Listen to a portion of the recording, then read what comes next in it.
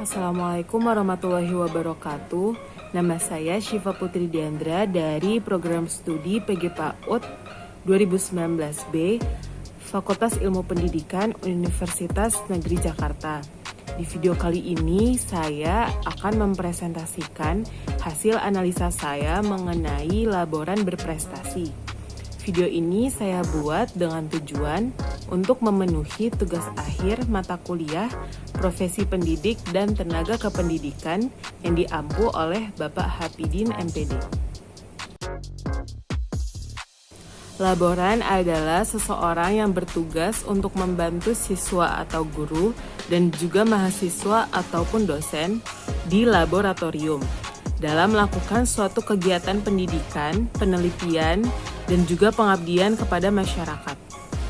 Laboran ini dibagi menjadi dua, yaitu laboran teknisi dan juga laboran analis. Laboran teknisi berperan untuk mengoperasikan peralatan di laboratorium, dan laboran analis berperan untuk menganalisis pada bidang tertentu. Berdasarkan Peraturan Menteri Pendidikan Nasional Nomor 26 Tahun tanggal 11 Juni 2008, kualifikasi seorang laboran adalah sebagai berikut. Yang pertama, minimal lulusan program D1 atau Diploma 1 yang relevan dengan jenis laboratorium yang diselenggarakan oleh perguruan tinggi yang ditetapkan oleh pemerintah. Yang kedua adalah memiliki sertifikat seorang laboran dari perguruan tinggi yang telah ditetapkan oleh pemerintah setempat. Berdasarkan Peraturan Menteri Pendidikan Nasional Nomor 26 Tahun tanggal 11 Juni 2008, kompetensi laboran adalah sebagai berikut. Yang pertama, kompetensi kepribadian, yaitu dapat menampilkan diri sebagai pribadi yang dewasa, mantap dan berakhlak mulia, dan juga dapat menunjukkan komitmen terhadap tugas. Yang kedua ada kompetensi sosial, yaitu dapat bekerja sama dalam pelaksanaan tugas dan juga dapat berkomunikasi secara lisan dan tulisan dengan baik. Yang ketiga ada kompetensi administratif, yaitu dapat menginvestasi bahan praktikum dan juga mencatat kegiatan praktikum. Dan yang keempat ada kompetensi profesional, yaitu dapat merawat ruang laboratorium, dapat mengelola bahan dan peralatan laboratorium, dapat melayani kegiatan praktikum, dan juga menjaga kesehatan dan keselamatan kerja di laboratorium. Selanjutnya ada tugas dan tanggung jawab seorang laboran. Yang pertama, dapat menjaga kebersihan laboratorium untuk memastikan keselamatan dan kondisi kerja yang layak bagi para pengguna laboratorium dan pemeliharaan secara tepat. Yang kedua, mempersiapkan jadwal kegiatan laboratorium.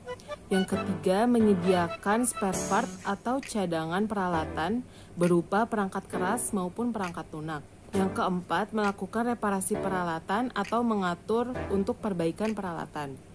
Yang kelima, ada tugas tambahan membantu kepala laboratorium untuk penyusunan anggaran laboratorium seperti pembelian persediaan peralatan. Dan yang keenam adalah meneliti dan membeli peralatan pengganti. Sejak tahun 2010, Direktorat Jenderal Pendidikan Tinggi Kementerian Pendidikan dan Kebudayaan mulai menyelenggarakan pemilihan laboran berprestasi. Maksud dari penyelenggaraan pemilihan ini adalah selain memberikan penghargaan atas prestasi seorang laboran, juga memberi pengakuan kepada laboran yang secara nyata mempunyai komitmen dalam pemikiran yang kreatif dan inovatif, serta bertanggung jawab memberikan pelayanan dalam melakukan kegiatan proses belajar mengajar ataupun penelitian. Pedoman umum pemilihan laboran berprestasi ini disusun sebagai acuan agar dapat dipahami secara lebih mudah oleh penyelenggara baik di tingkat perguruan tinggi negeri ataupun perguruan tinggi swasta.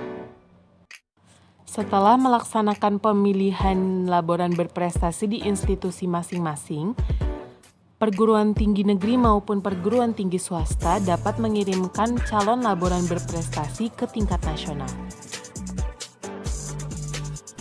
Untuk persyaratan peserta laboran berprestasi antara lain Yang pertama merupakan warga negara Republik Indonesia.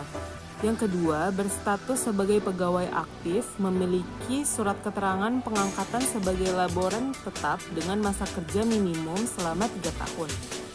Yang ketiga, belum pernah memenangkan kejuaraan dengan kategori yang sama di tingkat nasional yang diselenggarakan oleh Ditjen Dikti Kementerian Pendidikan Nasional dalam 3 tahun terakhir. Yang keempat, berpendidikan minimal D3 tanpa dibatasi usia, kepangkatan, ataupun golongan. Yang kelima, diusulkan dalam bentuk surat keterangan oleh pimpinan perguruan tinggi negeri ataupun swasta dengan ketentuan, pimpinan perguruan tinggi negeri hanya dapat mengusulkan 1 orang laboran berprestasi, pimpinan perguruan tinggi swasta mengajukan 1 orang laboran berprestasi, dan selanjutnya koordinator akan menyeleksi dan mengirimkan 3 orang laboran berprestasi ke tingkat nasional. Dan yang keenam adalah mempunyai karya prestasi unggul yang sangat bermanfaat dan dapat berupa pengembangan kinerja peralatan dan bahan yang ada di laboratorium, pengembangan metode kerja peralatan yang ada di laboratorium, pengembangan metode pengujian atau kalibrasi dan atau produksi dalam skala terbatas menggunakan peralatan dan bahan yang ada di laboratorium, peningkatan mutu produk dalam skala laboratorium, pengembangan sistem pengelolaan laboratorium, atau pembuatan karya produk inovatif. Proses pemilihan laboran berprestasi tingkat nasional dilakukan melalui 2 tingkatan, yaitu yang pertama tingkat perguruan tinggi negeri ataupun swasta, dan yang kedua tingkat nasional. Untuk tingkat perguruan tinggi negeri atau swasta, tahapannya adalah sebagai berikut. Di tingkat masing-masing perguruan tinggi negeri, di tingkat masing-masing perguruan tinggi swasta, kemudian pemilihan dimulai pada tingkat jurusan, bagian, departemen, atau fakultas, lalu di tingkat perguruan tinggi negeri atau perguruan tinggi swasta, dan kemudian pemilihan diserahkan pada kebijakan masing-masing perguruan tinggi. Yang kedua, ada tingkat nasional. Tahapannya antara lain dilaksanakan desk evaluation untuk semua peserta, dilaksanakan pemeringkatan untuk semua peserta dan ditentukan 15 peringkat teratas sebagai finalis. Kemudian finalis menyajikan karya prestasi unggulnya. Selanjutnya finalis mengikuti diskusi kelompok dengan tema yang akan ditentukan kemudian. Dan yang terakhir dipilih laboran berprestasi tingkat nasional untuk peringkat 1, 2, dan 3. Komponen penilaian kinerja laboran berprestasi meliputi yang pertama, kualifikasi pendidikan minimum diploma 3 dan keahlian laboran. Kualifikasi minimum pendidikan dan keahlian adalah keahlian khusus untuk melakukan tugas sebagai seorang laboran, yaitu mampu melakukan analisis di bidangnya, mampu menjaga kelangsungan peralatan laboratorium, terlatih mengoperasikan alat dan menghindari kerusakan alat sehingga umur alat menjadi panjang. Yang kedua, integritas dan kepribadian. Prestasi seharusnya dilandasi oleh integritas dan kepribadian yang unggul. Prestasi tidak bisa lepas dari kemampuan melaksanakan tugas pokok dan fungsi atau tupoksi. Tupoksi laboran adalah melaksanakan kegiatan pengelolaan laboratorium yang mencakup kegiatan perancangan kegiatan laboratorium, pengoperasian peralatan dan bahan, pemeliharaan atau perawatan peralatan dan bahan, serta pengembangan kegiatan laboratorium. Yang ketiga, karya prestasi unggulan. Karya prestasi unggulan yang meliputi unsur kreatif, inovatif, dan solutif atau pemecahan masalah yang mampu mengembangkan kinerja laboratorium. Karya unggulan ini dapat ditulis secara singkat dan juga padat.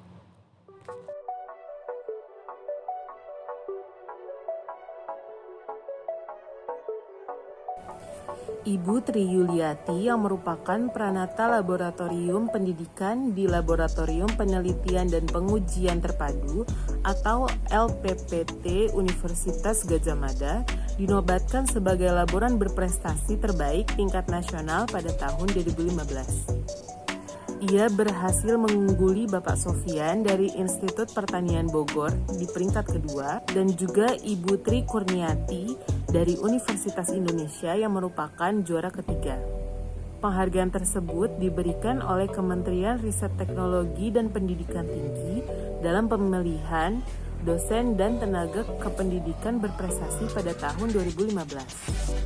Penghargaan yang didapatkan oleh Ibu Tri Yuliati tidak lepas dari karya tulis yang ia presentasikan, yang berjudul Pemanfaatan Kolagen Buntut Tikus sebagai Bahan Adhesi Sel pada Beberapa Kultur Primer.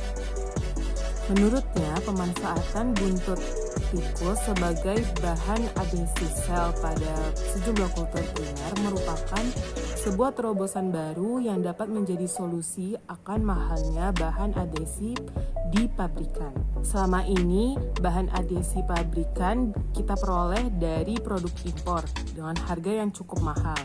Untuk bahan adhesi sekitar 50 mikrogram, biasanya dijual dalam kisaran harga antara 10 sampai 12 juta, yang hanya bisa digunakan untuk 50 kali pakai. Tidak hanya mahal, tetapi untuk memperoleh bahan adhesi sel tersebut, kita harus menunggu selama 3 sampai 6 bulan, karena barang tersebut merupakan inden atau harus dipesan.